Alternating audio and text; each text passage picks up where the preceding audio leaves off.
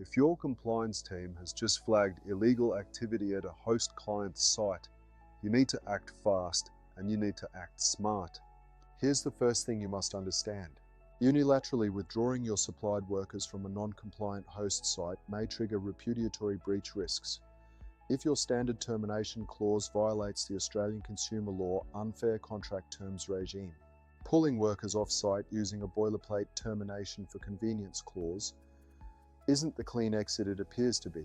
In fact, it may expose your business to penalties of up to 100 million per contravention. The second risk is equally serious. Failing to rapidly terminate a host engaged in illegal practices can enliven Section 28 licence cancellation pathways, because the regulator may determine you are no longer a fit and proper person to hold your Queensland labour hire licence. Knowingly continuing to supply workers to a non-compliant site is not a neutral act. Regulators can, and do, treat inaction as complicity. Third, sham contracting exposure, asserting the Section 357(2).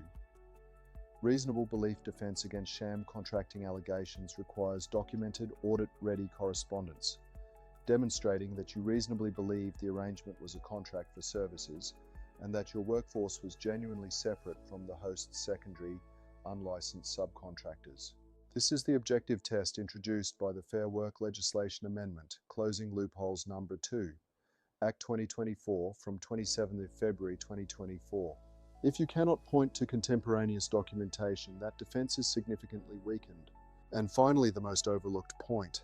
Structuring your contractual termination notices specifically to serve as exculpatory evidence is often critical to surviving a subsequent labour hire licensing compliance unit investigation.